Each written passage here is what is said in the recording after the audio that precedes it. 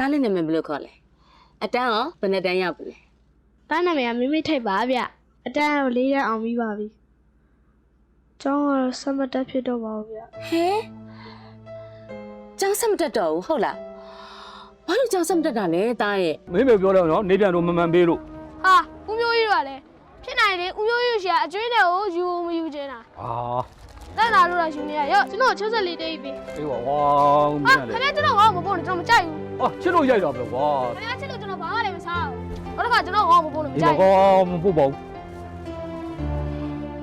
ဒါလေးကိုဆရာမမဟုတ်ပေးမယ်ရ မယူပြရစေနဲ့အမေကမှားထားတယ်ကိုအားဆိုင်မှုပါပဲဒီစိမ့်တယောက်ရဲ့ပတ်စံမယူရဘူးတဲ့ လိန်မာလိုက်တာမကြည့်စမ်းဆရာမနဲ့တားမင်းနဲ့ကဒစိမ့်နေမဟုတ်ပါဘူးညီမတွေလိုပါပဲတားရဲ့ကဲရောက်ယူလိုက်နော်လိန်မာရဲ့ ကျေးဇူးတင်ပါတယ်ဆရာမ